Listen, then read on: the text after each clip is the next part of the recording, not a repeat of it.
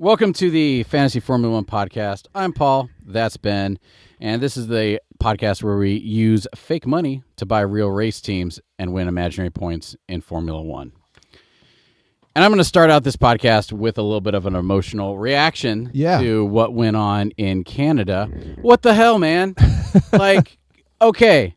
So for anybody who didn't watch the race, Ferrari gets 2 DNFs. Both of them 2 DNFs. Now, and if you've listened to the podcast, you know that Ferrari is like one of the go-to teams, and Charles Leclerc is one of my main drivers. Oh, mine as well. So I did some of the math because I love my stats, and I took, negative 30-something points for him as my lead driver because of the 2x DNF. In case anybody's curious, if you do truly get 2x of negative points, you do. And then I got, negative 13, 15, whatever points for Ferrari as a constructor, and yeah. Now, Paul, I got to ask you: do you believe in superstitions at all as it applies to sports? When I was in the cockpit, when I was a pilot and flying, I sort of believed in superstitions. I wouldn't go against someone else. You not a little. You bit? have to. Yeah. I wouldn't go against someone else's superstition. Sure. I wouldn't necessarily go all in on mine. Because I wonder if we've tapped into something inadvertently. Because for those of you listening along, first of all, thank you. But if you were part of the podcast last week, we threw out one key stat that we thought was pretty nifty, which was there were only 3 drivers remaining on the grid that had not DNF'd.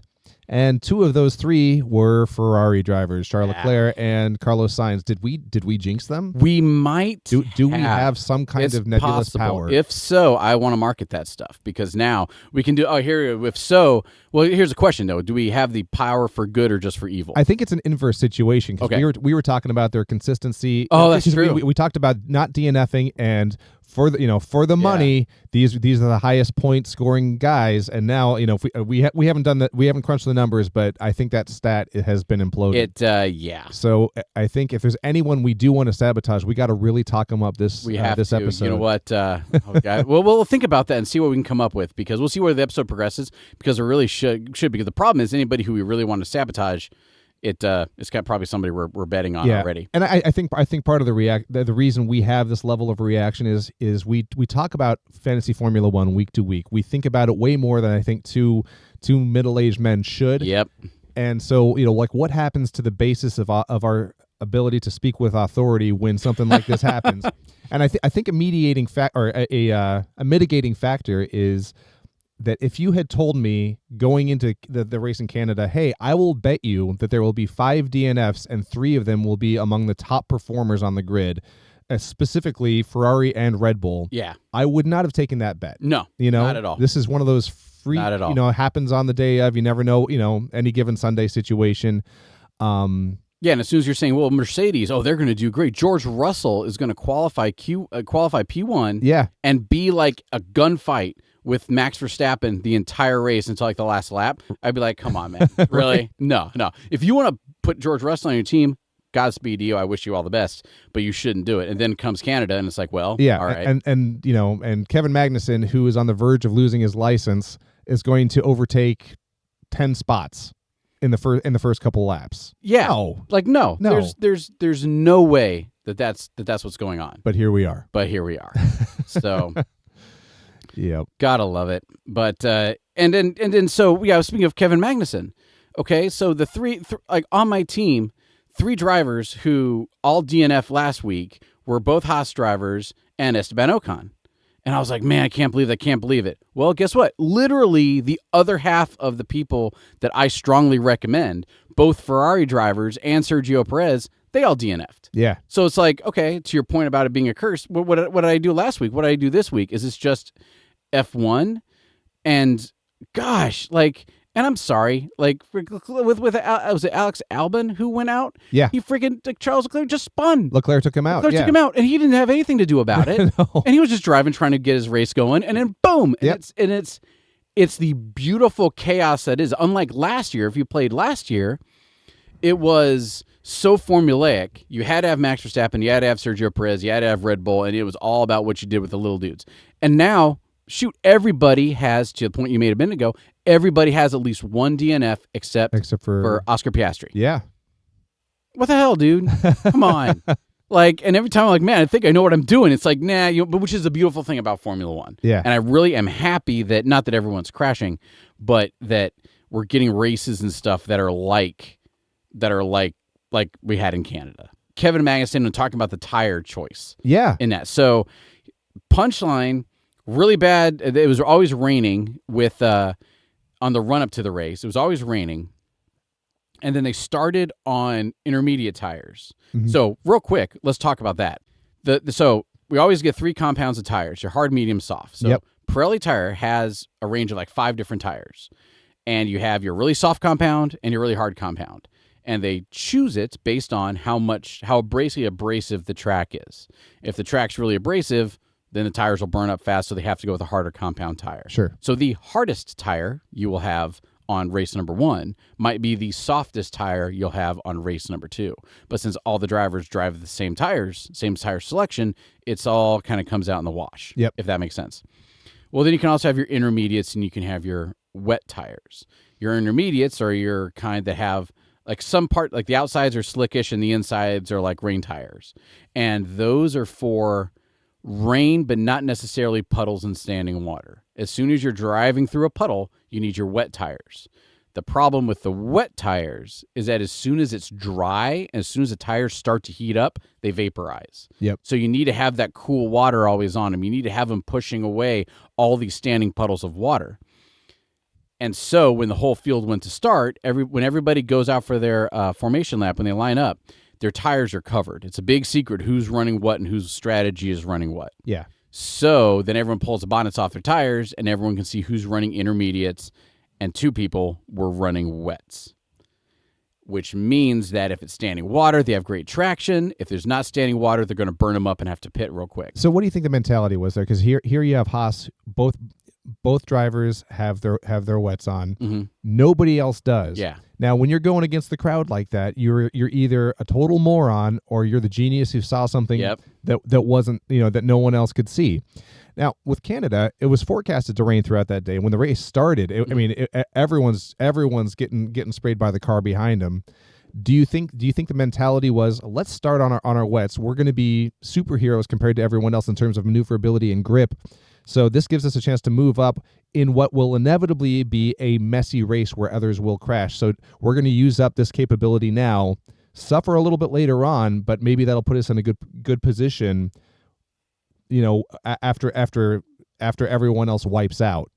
Yes. Was that the mentality? You're 90% there. I think you're right. I think their mentality was that the race won't last the first 2 laps without a caution. Sure. Let alone a red flag. And I think their mentality was they accepted that everybody should go inters.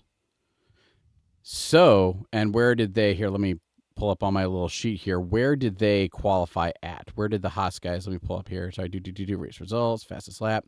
I put it into my spreadsheet right here. Qualifying. Magnussen was at 14. Okay. Hulkenberg was at 19. Okay, so they were at the back. They Yeah. can't do any worse. They can't be any worse than they were. Sure. So if they both had to go in for the pits because they got a wrong strategy, and it went suddenly hard, it went suddenly slick, and they picked the wrong strategy, they can get their pit stop out of the way, put on their tire change out of the way, put on their hard compound, and race the entire race without needing to go into the pits again. Yeah. So what they did, they figured everyone else was going inters. They had to go the opposite just to see if lightning struck. Yep. So they put on their wet tires, and they had all that grip. If there had, let's say, because Magnussen, you're right, he was just jumping. It was like watching Mario Kart. It was amazing. Yeah, and it's right? like, wait, that's a Haas car. How is this happening? Because what universe did we wake up in? Because how high did you say he got? He got up to 5th. He got up to 5th. If when he was in 7th, something happened and boom, somebody crashed and there was a red flag. Yeah. The positions would have been locked. Gotcha. And then everybody could have gone to the pits. Yeah. And you're allowed to change tires when there's a red flag. Mm-hmm. So if he jumps 1 position, 2 position, 3 positions, as long as he doesn't crash, which he won't because he has a better tire. Yeah. Everyone crashes, positions lock, they can come in, swap out tires, match up with everybody else. I got and they're a few positions ahead. And so, your safety car did come out, but not till much, much later in the race, which is the problem. Yeah. Ultimately, Hulkenberg ended up, we're talking about Magnussen. Magnussen ends up 12th. Yep, 12th. Yes. And then Hulkenberg 11th. And the reason was because that, sorry I interrupted you. Oh, no, you're fine. The reason was because the crash never came.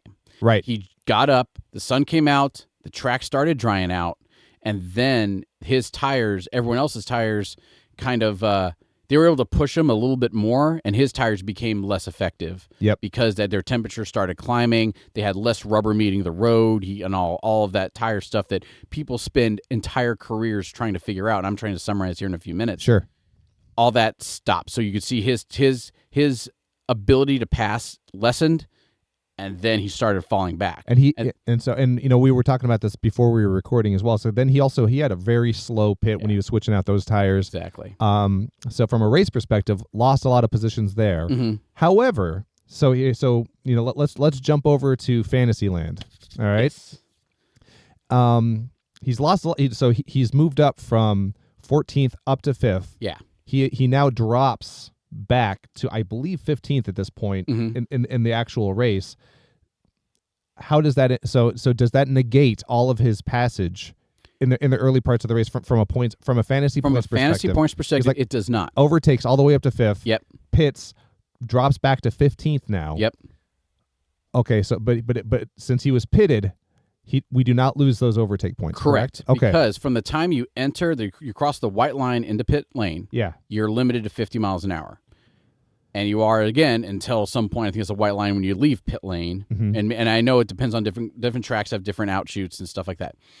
But you're limited. Okay. And so for the Fantasy Formula 1 rules say that once you are on an in-lap, so as soon as you start noticeably decelerating to pull into the pits, to the time you are out of the pits and accelerating and getting back in the race, it doesn't matter. You do not get penalized if you are passed. Okay, gotcha. Because as soon as some tracks, and again, I don't have any of the numbers right off the top of my head, but some tracks you have to decelerate early to get into that pit lane. Okay. So as soon as you decelerate and everyone starts passing you, well, they're not going to give you negative points because everyone have negative points. I see. So in this case, he got a bazillion points, or like 9 or something, for passing everybody, went into pit lane, everyone passed him back because he had that slow pit stop, got out back on the track, and as far as we're concerned in Fantasyland, he still has his points. Yep. So that's positive. I know he's had a couple rough weeks. However, this is why we still, why we're preaching Haas in the early, in your fantasy team build,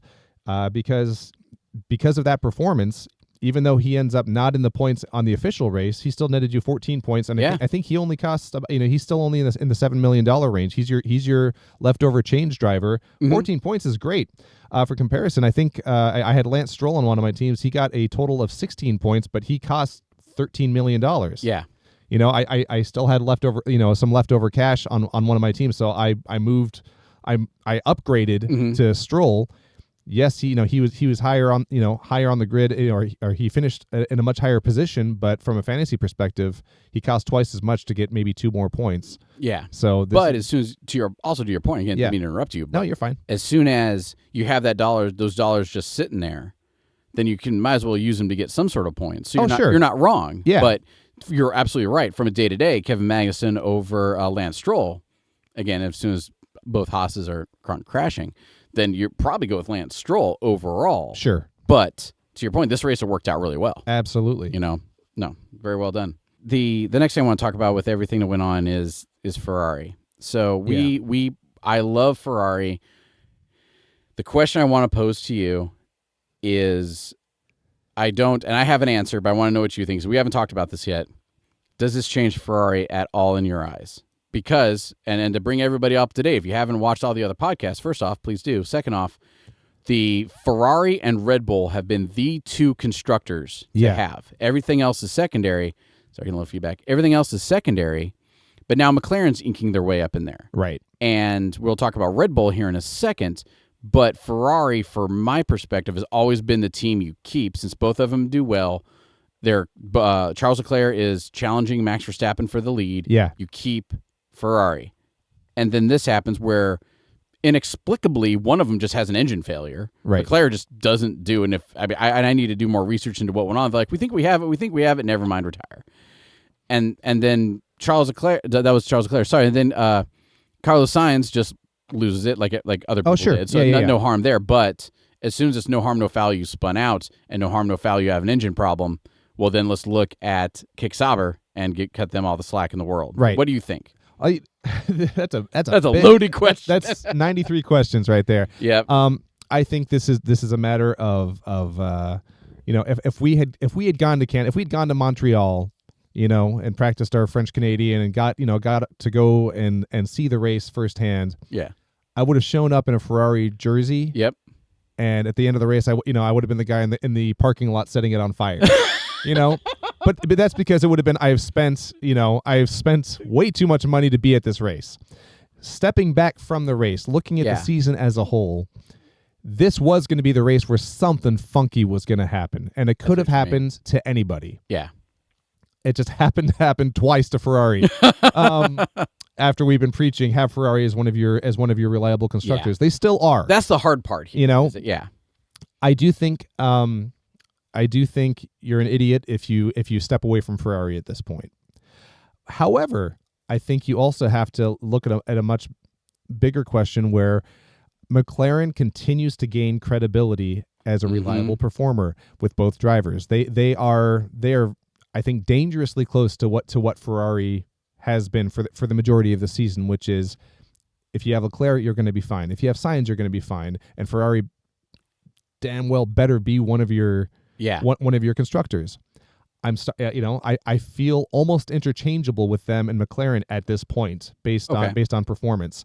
Red Bull has to be part of that conversation too. However, I think it's kind of hilarious that this the timing here. I think Red Bull is still this stalwart powerhouse, but it is because of Max. Yeah. And when what I was alluding to when I think is funny is in the week that Sergio Perez is confirmed as a Red Bull driver for 25, he DNFs and takes. Oh no, he didn't take anybody out. He just took himself out. He took himself out, and he didn't have he had a lackluster performance getting into it. Correct. This was the worst thing that could have happened to him. In the face of we're standing by Checo. He's our guy. He's our consistent performer. He hasn't been. So Red Bull is still part of that conversation, but I think they're on more shaky ground collectively because if you don't have Max, you got some really good cars. But you don't have Max. Yeah, but you don't have Max. Correct. And as soon as you have Red Bull racing as a constructor, you have Max, but you also have Perez. Yeah, and if I look at Ferrari, they're losing Sainz. I'm not too worried about them because they've got Leclerc. Yeah. And I mean, and also Hamilton. But I'm saying in the face of a vacancy, you lose Lando Norris. Oh, that's not great. But you still got Oscar Piastri. Yeah. Piastri. He's Australian. They don't care about the A enunciation as much. Lose Piastri. Oh, that's not great. You still got Norris. Yeah. Red Bull. You lose Verstappen. Oh no. No. Yeah. You don't have a star. You don't. So. And this was before we move on from because it was on our list to talk about Red Bull, McLaren, and Ferrari. Like which two constructors do you have? Because that's huge. Right. And so I don't want to stray too far away from that. I saw an interview that Alex Albon had about Max Verstappen, and they just brought up, I forget, it was on some podcast or something. But he was trying to explain, like, the person who asked the question was like, is Max Verstappen that great? And they make the car tailored to Max Verstappen. And he said something to the effect of, no, the example he had was like mouse sensitivity. Basically, Max Verstappen ramps up his sensitivity, and so like when you move the mouse on the screen, it just kind of darts. Yeah. And he said Max can do that because he's such an instinctive driver. He doesn't think. He just does. Where everybody else in the field has that little bit of thinking, so they have to back down that sensitivity, and then they can go ahead and manage it. Yeah, it may be ultra refined, but it's Exactly. It's analysis before action. Exactly. And so as soon as you have Sergio Perez, and people are like, well, what's going on with Sergio Perez, and how come he's not doing as well as Max Verstappen? Well, Max Verstappen's kind of a savant with it. Sure. And if Sergio Perez is an amazing technical driver, great. He absolutely is. However, Max Verstappen can just ramp up the sensitivities, and as soon as anybody's played any video games, as soon as you have all your hotkeys stacked up, and as soon as you have your mouse on a little twitch and your trackball's here, and all muscle memory, you can just act and you go further than, wait a minute, where's my click? Let me click here. Let me do this. So to that point, I don't want to in the real world, I don't want to persecute Red Bull for keeping Sergio Perez. Oh, not at all. Oh, no, you didn't. You didn't. I want to Yeah. make sure we're clear. Sure. You and I are not persecuting them for keeping Sergio Perez. However, as soon as you have somebody, because of Max Verstappen, their price is so high. Right. That in the fantasy world, their price is just because of Max Verstappen. Oh, for sure. So as soon as Perez comes with that, with the constructor, and the reason why is because of Sergio, but not that he's a bad driver. All the fantasy points are coming from Max Verstappen. Okay, so let me ask you then this. Okay. So based on setting that up, when you build a fantasy team, Yes. would you go reliable, heavy-hitting constructors? Mm-hmm. Because of the strength of their drivers, and then for your drivers though, would you shy away from selecting drivers that are on that constructor, or would you lean into that? Because this week, if you had Ferrari and you had Leclerc or Sainz, you got double burned. Yep, that's me. Okay. I got double burned. But I think there's an argument to be made though that you still have to play that kind of game. You do. You've got to swing for the fences. Completely agree. You can't go solid constructors for a strong base of points and then a scattershot, a roster of drivers. Completely agree. You have to double down. You have to double down on somebody. Okay. And what my plan is, what my recommendation is going forward is that basically, to use a naval term, Sergio Perez is making the cost of Red Bull Racing as a constructor not worth it. Yes. So as soon as you ditch Red Bull Racing as a constructor, you can afford right now, because as soon as they keep winning, you're not going to be able to afford McLaren anymore. Right. You need to get on the McLaren train now if you're going to do it. Absolutely. Because they're at $25 million. For Red Bull Racing is at let me double check what they're at now. So Red Bull Racing is like $28 million. My teams, hang on, let me go to race weekend. Okay, where are we going here? Okay, so Ferrari is at 22.6. Yep. McLaren is at 25.6. And that's all recency and bias. this is yeah. They've gone up a couple million since the season started. Absolutely. And Red Bull is at 28.8. In 2 weeks' time, McLaren's going to catch up with I feel McLaren's going to catch up with Red Bull. Gotcha. Two or three races time. Now, McLaren only went up a 0.1. Fine. This is probably because of Oscar Piastri, and I don't know quite what their algorithm is for increasing the value of these teams. Ferrari dropped $500,000. McLaren went up 0.1 million, and Red Bull Racing looks like they stayed pretty consistent at 0. So what I'm suggesting is Max Verstappen is the person to keep, not necessarily Red Bull Racing. I see. And so by all means, keep Max if you want, if you can afford to. Or you can go to Lando Norris and save $5 million, or you can go to why I'm being cheeky, or you can go to Charles Leclerc and save $7 million. Okay, so that's what I was talking about. So say we've gone now to ideal two constructors. Okay, we still believe in Ferrari. Yes, Canada was bad. Yeah, but we believe in Ferrari. Absolutely. So you're saying though maybe we go to Ferrari and McLaren as your constructors. Yes, but in opposition to what you had just said earlier, still maybe go with Max Verstappen, because at that point you can't afford anyone on Ferrari, nope, or anyone on McLaren. Yeah, and I don't even know if you can afford that. Let me look through my drivers. I don't even know if you can afford that. I think you can right now, because Max is okay. Geez, never mind. Max is 30.7. So let's do some numberology here. So here, so 22.6 for Ferrari, 25.6 for. Let's see what we can do here. So let me add. I'm clicking around. For anybody who's not watching, I'm clicking around on one of my teams. We're building a theoretical team, and again, this is one of those key things where you can eliminate your team.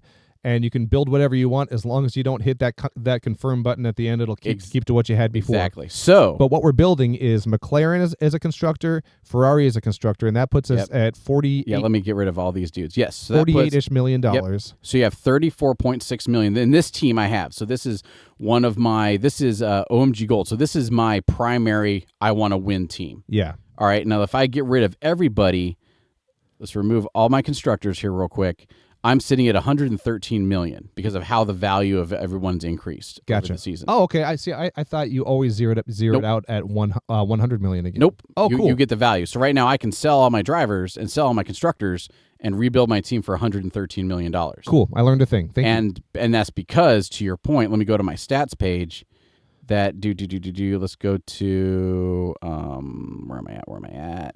Here we go. Do. So your overall budget adjusts based on the value of the last drivers and constructors that you had. Exactly. Cool. So for actually, let me go. I'm looking at the wrong spot. So I have my big Excel sheet here.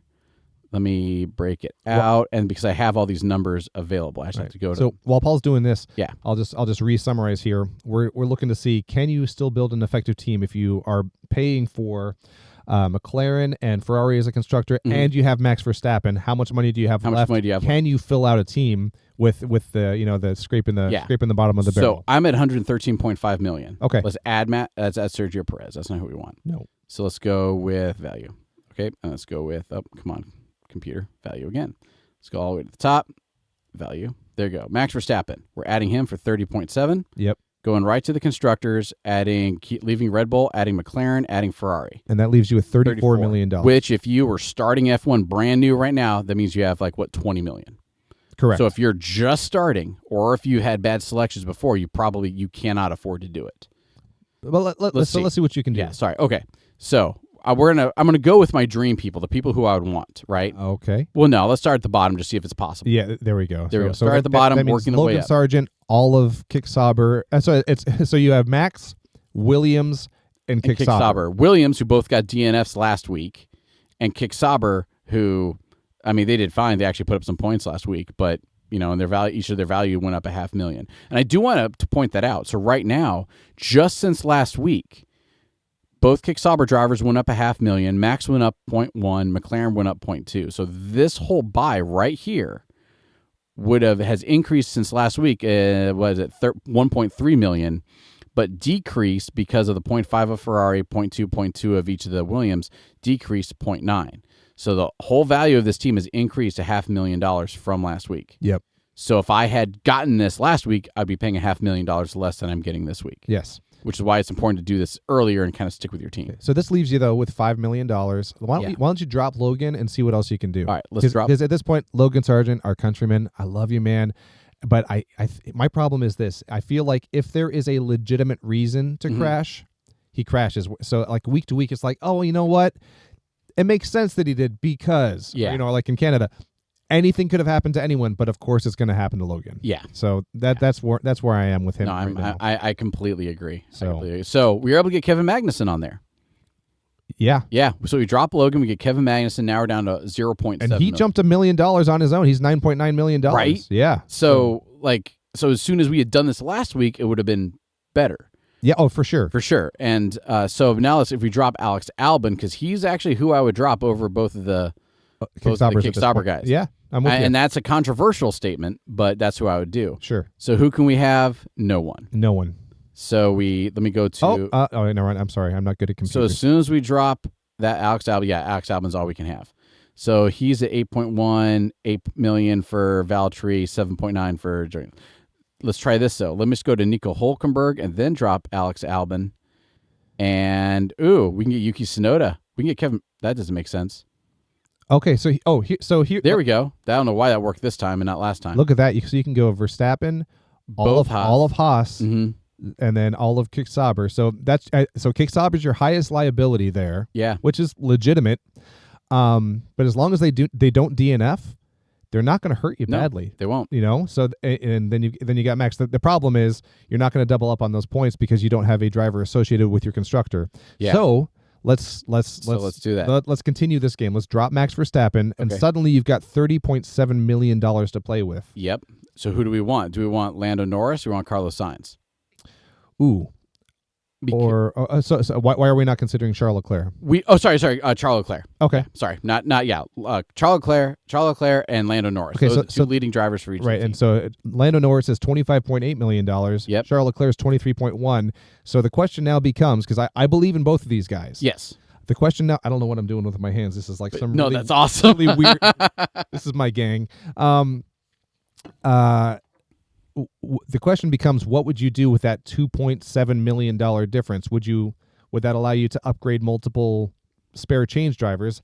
I kind of doubt it, because you've already got Haas, which is, you could maybe upgrade from one of the Kick Sauber drivers to Yuki Tsunoda, who's been kind of a good dark horse fantasy. Yeah, because Yuki's at 9.6. So that's weird because so suddenly Kevin Magnussen's more expensive than Yuki Tsunoda. Yeah. Oh, I didn't know. Yeah, you're right. Yeah. Probably just, and honestly, from this last one, because Yuki went down 0.2 million last week because he lost those places. He qualified well, finished low. He qualified high, finished low. Yeah. And so that'll probably ding you where Kevin Magnussen qualified low, finished high. Okay. And So my plan would be this. Let's go with Charles Leclerc because he's $2 million cheaper than Lando Norris. Nothing against Lando Norris. No. I mean, like he got his second straight second place, right? Like the dude's performing. He is. But let me go. Who do you drop? Leclerc. Valtteri or Jogan Yu? Do we have their cumulative fantasy so let's point see. totals here? So let's go with Jogan Yu is 42 points on the season. And this is in fantasy points. This is fantasy points for the season, and Valtteri's 19. Okay, so I'm going to drop Valtteri for cumulative performance reasons. Okay. And now suddenly we have Charles Leclerc, all of Haas, a blank driver space, and $15 million. $15 million. Now keep in mind this is with a $13 million earning over the course of the year so far. Correct. But as soon as you dropped Nico Hülkenberg, dropped Kevin Magnussen, and went with just the Williams drivers, you can do this with a little bit less. Right. And so this is where it gets interesting too, because you don't want to fall into the trap of, well, I want to spend as much money as I can, because look at Yuki Tsunoda versus Esteban Ocon. Yuki's at $9.6 million, and he's worked his way up to that amount. He's gotten 47 points on the year. Esteban Ocon is $10.2 million, and he's been consistently in the 9-10 region, and he's only gotten 41 total so far. So spending all of your money doesn't mean you're going to necessarily get a better result. Correct. Same thing, Lance Stroll, he's 14 million on the season. He's got 38 points. Yeah. So in this situation, I would go Yuki. Yeah. And then pray that he has a bad qualifying. Yeah, honestly, and hope he has a bad qualifying. Yeah, but start him at P20 and just let him cook. And then here we go, though. Here we go. Jogan Yu. Okay. We have $6 million left over. See, that is so tempting. If we drop Jogan Yu, we're back to 13 million. Back to 13. That means we can get Esteban Ocon. But let's go off season points. Okay. So let's go to the top. Okay, going down, we have Yuki Tsunoda. We have Kevin Magnussen. Yep. The next is Jogan Yu at 42 points. Exactly. So then Esteban Ocon at 41. Gotcha. See, so they're close. But here's the thing. These are the two teams that we've been ragging on all season long in terms of reliability. Alpine and Kick Sauber, it's like regardless of the drivers, the pitting has been bad, the team dynamic has been bad, and those are those weird intangibles that end up screwing you over for points. Yeah, absolutely. So this is one of those things where we'll be, fully upfront and say, I don't know what to do here, and you could be a genius next week, or you could be a total idiot, So, I just saw something horrible. What's that? I bet no, we're fine. I was about to say, because as soon as you put Jogan Yu, hang on a second, let's go down to value. Who's at the bottom? Logan, Jogan Yu. Okay, cool. We can't go much under these. Okay, yeah. So if we go Jogan Yu, then that means with Charles Leclerc. So right now we have both Haas, Yuki, and Jogan Yu. Yeah. We can still dump Charles Leclerc and get Lando. Yeah. So with this, that's the thing. Okay, so now So cumulative points, Charles Leclerc even today has 25 more points. Yeah. 25 more fantasy points than Lando Norris. And here but actually I have a thing to talk about after we're done with this little fantasy build here. So yeah, if I love the idea, let me back it up here. A way to look at this is who are your podium and who are your top 6. Okay. Because whoever finishes in the top 5, top 6 nets you fantasy points. Yep. Consistently.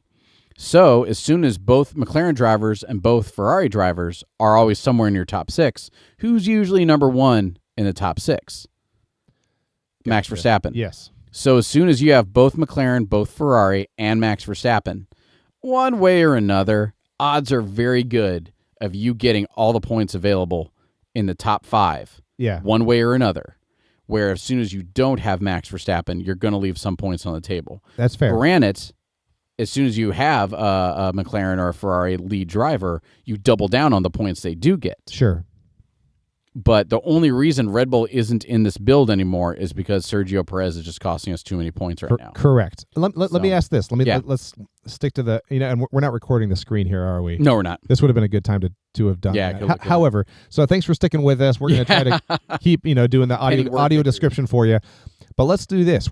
Is there a world in which we can get Ferrari as a constructor, McLaren as a constructor, and then we skip out on Leclerc and Norris, but go Sainz and Piastri. Ooh. And then go Williams and Kickstopper for our remaining three drivers. Not gonna lie, if I can go Sainz and Piastri, that might be the rate. That might be the team. We can do it.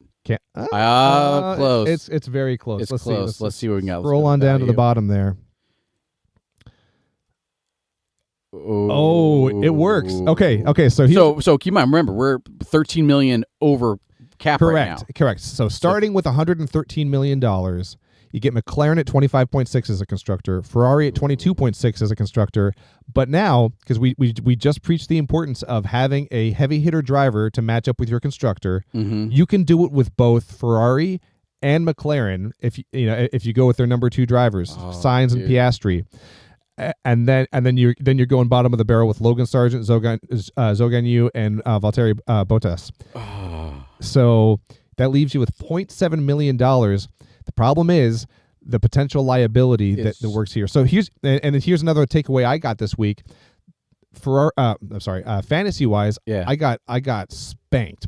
But what saved me was I used my no negatives. Oh, nice. On 2 of my 3 teams, because otherwise I would have gotten negative 41 points for one of my teams, just because I had Ferrari and I had Leclerc and he was my DRS as well. So, all of those DNF negative points doubled up on me.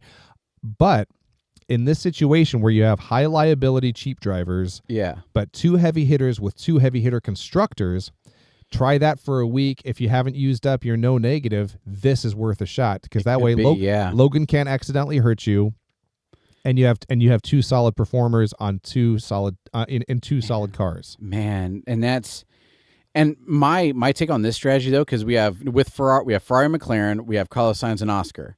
This would be a great build to use your 3X on. I think so, yeah. That could work, because you'll just get double, but I don't know what you would do, Oscar or Carlos, for your 3X. And that's a whole nother conversation. And if you're going to think about using 3X, make sure it's on a sprint week. Yes, and I'm working on a spreadsheet that best projects. I've projected which I want to revisit it before I put it out here. Yeah. But I have worked the numbers and I calculated laps and DRS zones and all of this. And in an upcoming one we can discuss, I think I know the best races by the numbers to use all your chips on. Okay. Which doesn't help us for some of the ones I've already used, but that's okay.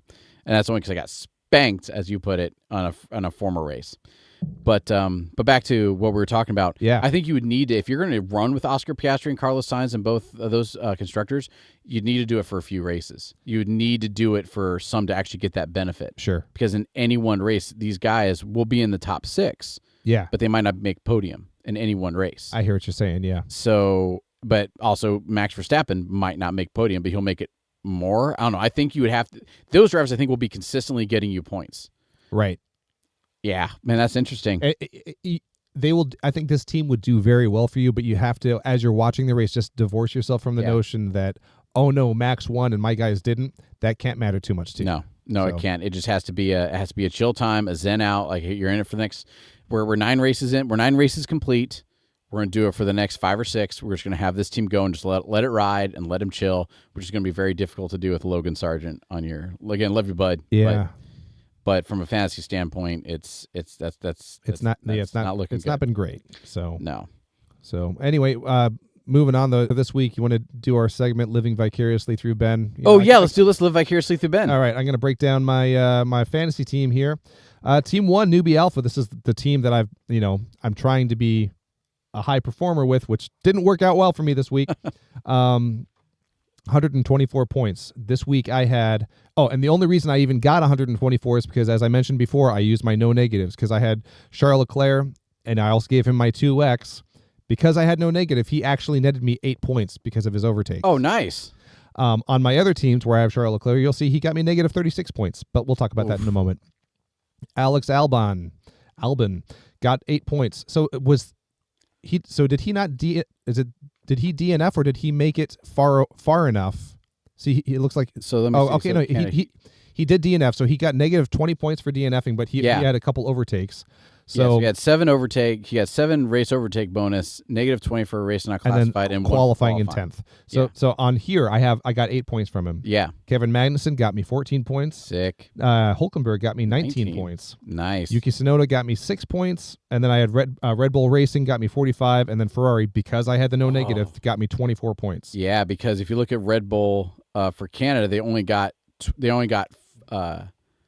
you said 45. Yeah, so you're showing 25 on yours. Correct. But if you look at the actual how well Red Bull did, they're showing 25 because they took -20 because of Sergio Perez. Sergio Perez, correct. Yeah, and same with Ferrari. Like I had -16. Yeah, just like everybody else who has Ferrari. So perfect week for doing no negative. Oh yeah, well done. For 3 of the 4 cars for my constructors doing that poorly. Yeah, that's huge. That was a. I didn't have a good week, but it should have been so much worse. Speaking of, bad transition. My second team, RB Dragonfruit, actually did significantly better at Lando. Wow. I did use my no negative again, which it saved you points. It was well worth it. It saved me on Logan Sargent because you saved 40 points. You saved you on Logan Sargent and it saved you on Sergio Perez. Oh, you're right. Yeah, okay. So that was the perfect use of it, dude. 216 points on the week for this team. I had McLaren as a constructor and Red Bull as a constructor. So as you said, I got 45 points from Red Bull instead of 25. Yeah. Lando Norris, I 2x'd him, so 80 points there. Zhou Yu, 6 points. Nico Hulkenberg, 19. Valtteri Bottas, 8. And then Logan Sargent, who should have cost me, I got a point from him. Yeah. So man, that worked out. And then the Stathams, Team 3. This looks a lot like my team. Yeah, I got 13 total points. First, I got penalized 10 points for making 3 changes. Second, and this one I didn't do any no negative, and I had Ferrari and Charles Leclerc. So negative 32 points for Charles Leclerc, 0 for Yuki Tsunoda, which doesn't bother me because, again, you're cheaper drivers. You're just looking to minimize liability. Nico Hulkenberg, 19. Lance Stroll. See, I love you, buddy. I actually put you on my team. Nice. He got me 14 points, Man. too. Look at that. Logan Sargent, -19. Ferrari, -16. And if you're getting negative for your constructor, you're dead. And then I had McLaren. So I went Ferrari, McLaren on this one, and cumulative 13 points for my my farm team here. That's rough. So I'm sticking with Ferrari. I'm not scared off. No. And I don't know how much I'm actually going to change this week, just because. In 11 days from. We're recording on a Monday. So what, 12 days? I guess. So whenever Spain's coming up, Spain next. Spain right? next. Okay. Yeah, in 2 weeks. Not this weekend, but the next weekend. Correct. So and the only looking at we just live vicariously through you, so I won't worry about going through all my teams. I had some of the same issues, except I didn't use any of my no negatives. Yeah. The only thing, the big Ferrari and Haas, they're fine. They had their bum weeks. The thing to consider is McLaren is very, very strong. So like you, I had Lando Norris as one of my 2X drivers, got me 80 points, and McLaren did so well, it got me 57 points. So having Lando Norris as your lead driver and having McLaren as your constructor paid off huge this week. Yeah. Max Verstappen, 74 points if he was your 2X driver. And I think I have one of my teams has a Red Bull on here, maybe not. But you have Red Bull on one of yours, and it had to be 25, right? Yep. So, and this is kind of harkening back to what we had before, but on a race, as soon as Sergio Perez doesn't even show up like he did here in Canada, Red Bull gets, as soon as Sergio Perez doesn't do well and then DNFs, Red Bull Racing gets you 25 points. Yeah. Max Verstappen, when he just does his standard Max Verstappen stuff, gets you 74. So there is a strong, whereas with McLaren and with Ferrari, man, keep both drivers, keep the constructor. That's a solid plan. I think so. I completely agree. It was a freak week, and you know what? And a couple months ago now, if you want to go through the backlog of our episodes, we had an episode that was all about explaining the chips and how to use them and when to use them. And as the season goes on, I'm having a lot of fun because I'm actually seeing, okay, what is going to be a trigger for me, or what is going to be a flag for, this is the time to use this chip. So some chips are kind of offensive in nature, where it's like, I want to go big on points. Yeah. Other ones are, I want to minimize my liability. The no negative one, for me now, I think the biggest lesson that I'm taking away is I'm going to look at the weather on race week. That's a very good point. Just because if it's a rainy day, I mean, whether you're in Monaco, whether you're in Japan, that's a huge X factor in terms of, you can almost count on something going disastrously wrong, but you have no idea where or to whom. Especially and how you would do that is, especially for the people who don't necessarily keep up with it, because I wake up in the middle of the night to watch free practice. Yeah. And as soon as that's not quite how hard anyone's taking it, you can very easily, as soon as you have usually a 4-hour window, a 3 or 4 hour window between free practice 3 and the start of qualifying. Yeah. Take a look at free practice, and as soon as you see it covered in rain, and if you go to watch their quick summary, their 30-minute summary on F1.com, and people are like, oh, it's raining, oh, it's still slick, oh, people are sliding. That's not, then to your point, that's a good idea. And that's the kind of the beauty of Formula One. It is this perfect confluence of ultra precise skill, engineering, team dynamics, and whatever the heck might just happen. And so weather is one of those things that might just happen to anybody. Yeah. I can't predict when Max's brakes are going to go out or when there's going to be a power unit failure. But if the weather's bad, you can almost certainly count on something happening just historically wrong. And those are going to be the elements that tip you towards maybe throwing your no negative on there. Great point. Just as a little bit of insurance, and it's it gave me a bad week versus a catastrophic week. So. No, good point. Good point. And so we talked about let's see. Oh, here, one thing. So I want to go over all of the DNFs. Oh, yeah. So because I'm a glutton for punishment, I like to keep track of how many DNFs and who does what, and I need to update it a little bit. But it's automatic in my spreadsheet. So far, we have had 510 points penalized, fantasy-wide, 510 points penalized for DNFs. And that does not take into account all the points they would have earned. So with Max Verstappen, or Lando Norris and Max Verstappen each have a DNF, and they each on great races put up 70s, 80s points. Sure. So as soon as Max Verstappen goes negative 20, he loses that 80 points and goes negative 20. So every time Logan or Max go one DNF, it's kind of a 100-point swing. You could view it as a 100-point swing. This doesn't take it into account. So whereas 510 points have been subtracted from the overall roster, have been awarded in penalties. How about that? I'll put it that way. 510 points have been awarded in penalties for DNFs so far this season. Easily times 3 that for points not made that they would have made. Yeah. So as soon as you're like me and you're like, how, and you take this serious and you're like, oh my gosh, how come people, exactly to the point that Ben and I are doing, don't worry about it. Everybody has it right now. Oh, sure. Everybody has, be careful about your Alex Albon, who has 3, your Charles Leclerc, or Daniel Ricciardo, who has 2, Lance Stroll, who has 2, Logan Sargent, my buddy, who has 2. But look at that though. So who's got the most DNF penalty points of the entire grid? Of the entire grid, Logan Sargent has negative 45. Alex Albon has negative 60. Interesting there. Yeah. So now, this does not factor in the did not races because exactly. This is strictly due to actual DNFs. They started the race and did not. Yeah, and that's an interesting point though, because Logan Sargent has 3 DNFs. 2 have been in the race. 1 have been in qualifying. Alex Albon, all 3 of his have been in races. So he's been awarded negative 60 points for DNFs. Logan Sargent's only been awarded negative 45. Oh, interesting. Yeah. Okay. And there have been, I'm keeping track of the disqualifications, but I haven't factored in disqualification points because I have to rework my entire spreadsheet in order to be able to do that, which I will. I won't let you down. No. But it's just sick. So there's plenty of negative points being awarded all over the place. Sure.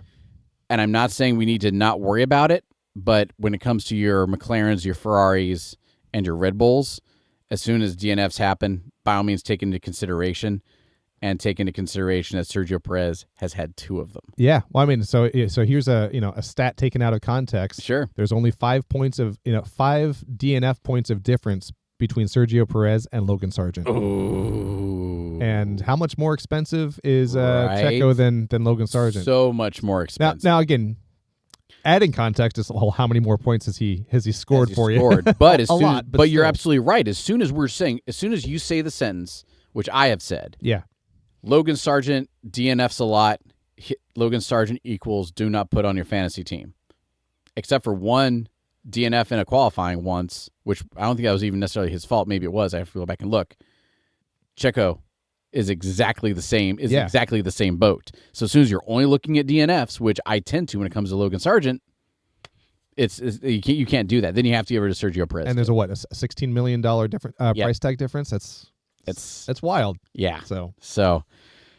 Oh gosh, and then we can do a deep dive into other points and stuff once we're done ironing those out. There's a lot to uncover, and I've copied them into the spreadsheet, but I want to get some better analysis before we go talking about it too much. Sounds good. But let me check my notes and see what else we have. Anything? I mean, just musical chairs elements. Vols, the principal for Williams, is saying that Sainz is definitely a target to land as a driver. Do you think there's a world in which Sainz agrees to join Williams? So Alex Albon's there for another 2 years. Yes. And I need to look back on Alex Albon, who he's been teammates with and stuff like that. Yeah. They would need to offer Sainz a lot of money. So much money. He would need to be the lead driver. They would need to be. The only thing I can think of is that he would have, first off of this, he would have to sign a multi-year deal. Oh, for sure, yeah. Because they're going to have one more year of the current Williams not being too competitive, and then the whole formula gets changed again for 2026. Yeah. So they have to be looking ahead of, okay, we'll do one more year of lessons learned, and then start planning for the next car. Would Sainz do it? I mean, I guess maybe he would, but there'd have to be money and there'd have to be a good plan. And this is where I think, how about this? This is where it would have to come into that you and I and everybody else armchair quarterbacking Formula One throughout the week, which we love to do as spectators and fans of the sport. That's why we're here. That's why we're here. It's within our right, and Formula One wouldn't exist without you, me, and every other F1 fan out there talking about it. Oh, for sure. However, there has to be so much going on behind the scenes, and that would be what it would influence Carlos Sainz to do it. Because along those lines too, who knows how much star power he actually has, or how much he was just towing the company line. But when Albon had re-signed with Williams, he was like, "No, I'm excited to be part of this team," because Mercedes has a big hand in Williams. Okay, and so he was talking about his faith in Mercedes design capabilities, especially as the new requirements roll out. So again, who knows how much of that was prepared by their PR team? Yeah. But how much of that, or how much of that was legitimate excitement? Because what if Mercedes and Williams do have the inside track on something really exciting down the road, 26 and beyond? Yeah. No, and that's a very valid point, because even this week in Canada, there was a lot of talk about how Mercedes has a new front wing. Yeah. They're like, oh, Mercedes has a new front wing. And if you're like me, I brushed it off. I'm like, okay, that's nice. I'm really happy they have a new front wing. They haven't been competitive. I'm really not worried about it too much. But suddenly they're on the podium. Boom. And now, granted, you can say it was because both Ferraris weren't there. However, fair. No, and that's you can't not have that conversation though. You can't not have the conversation completely. But it was also, they were there. They were challenging. They qualified P1. Yeah. Absolutely. And then they were fighting each other for it. And sure, the last couple laps, tires burning out, blah, blah, blah, blah, blah. Sure. Got it.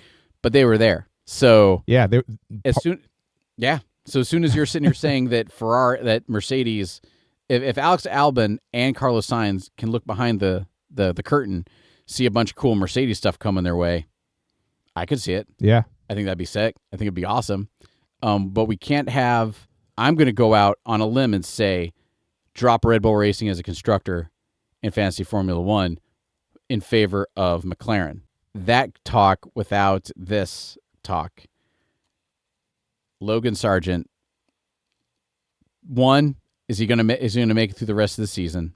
Two, will he still be in Formula One as a primary driver in 2025? I have an opinion. Okay. But I'll kick it to you to see what you think. Or I think he gets through the season. Okay, I agree. And I think this will have been his stint in Formula One that he looks back on when he's an old man and says, "I was a Formula One driver." Yeah. And I think it was a 2-year window. He may be a reserve driver somewhere, just because having Formula One drive absolutely. time is invaluable. But I think there are too many up and comers. I think there are too many. I mean, with the fact that they're already talking about, we want signs. Yeah. I mean that shows, Sargent's out. But I don't know where he would land. Just because I know Audi, they've got Hulkenberg next year. I know that you've got your Liam Lawson's waiting in the wings, potentially for RB. You've got your Ollie Behrmans. You've got this other guy whose name I'm blanking on right now. He's 17 years old, but I'm talking about him. He's So I think there are too many fresh faces waiting to come in and join the grid. So I think unless he does something miraculous, I think this is going to be the end of our countryman. I'm pretty much in the same boat there. I think that if they can get him cheap, then fine. Sure. I think that if he starts to shine towards the end of the year more, like he's just not as competitive as they want him to be, right? And DNF wise, he's on par with Sergio Perez, and and all this roughly. I think if he can pull it out, like the V-Carb drivers have been doing recently, I think he has a chance. But I also think if they can get him cheap enough, and I also think because there's one more year before all the rules change, it depends on what Williams is wanting to do. I see. First off, I think if Carlos Sainz wants to go to Williams, Logan's out. If Carlos Sainz doesn't go to Williams, well, then I could see them basically paying him whatever to borrow the baseball term, the league minimum is. He gets one more year to stay in to try and right the ship. Sure. And then when they but then they don't factor him into the new stuff in 2026. Gotcha. No, you're absolutely right. You can't not think about 26, which makes these discussions a lot less fun. Yes, it's not that 25 no longer matters, but you have to consider that this is going to be a whole new animal in 2 years. Yeah. So hopefully he stays in. I want to see him stay in. I really do. Yeah. On that front, what do you think about Daniel Ricciardo? Because I mean, here he finally outperforms Yuki Tsunoda for the first time this season. So was that Yuki having an off day, or was that Daniel finally returning to form a little bit? I think it was Yuki having an off day because he was leading and then he spun out. Okay, fair. I mean, and now, again, I don't remember if somebody else was involved in it. I don't remember if Daniel Ricciardo was ahead of Yuki when he did it. I think it's just racing is racing. And I think it happened the same as it happened to everybody else. No, but that's a very valid point. But, he outperformed because something noticeably went wrong with Yuki, as opposed to they were both racing and he found more opportunities. Yeah. So and on a day when Ferrari wasn't really a factor, they both did well. I take that. However, he did do strong. So where did he qualify at? I have to pull it up. Pulled that up. I know. I should have. We're still it's okay. amateurs here. We're all right. Past looking up our spreadsheets Canada. just like everybody else. Right. Let's see. Qualifying. He qualified. He got into the Yuki Tsunoda. Daniel Ricciardo qualified 5th.